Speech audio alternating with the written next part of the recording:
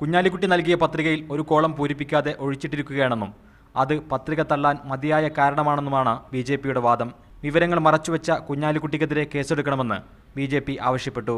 തീർച്ചയായും ഇതൊരു ക്രിമിനൽ ഒഫൻസാണ്. അപ്പോൾ അതിനെതിരെ നമ്മൾ അന്ന് തന്നെ ഭരണാധികാരിയോട് പരാതിപ്പെടുകയും പക്ഷേ അദ്ദേഹം അത് സ്വീകരിച്ചില്ല.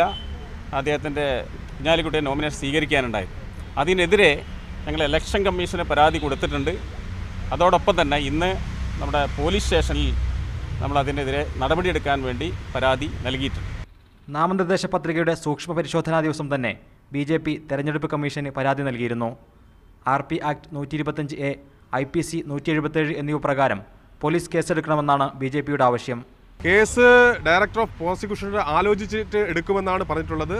അടിയന്തരമായിട്ട് അത് ചെയ്യും. കാരണം എന്ന് വെച്ചാൽ ഇതിനകത്ത് നിയമപരമായിട്ട് 1 മണിക്കൂറോളം ഇപ്പോൾ അവിടെ വിശദീകരണം നടന്നു. മുഴുവൻ നിയമപുസ്തകം വായിക്കുന്ന സമയത്ത് സ്വാഭാവികമായിട്ടും ഇത് എടുത്തേ പറ്റുള്ളൂ എന്നുള്ളതാണ് ആ നിയമങ്ങൾ എല്ലാം തന്നെ പറയുന്നത്. തനിക്കെതിരെ പരാതി പറയുന്ന ബിജെപിയുടെ നാമനിർദ്ദേശ പത്രികയിലും പിഴവുണ്ടെന്ന ആരോപണവുമായി കുഞ്ഞാലിക്കുട്ടിയും രംഗത്തെത്തിയിരുന്നു. മീഡിയ 1 മലപ്പുറം.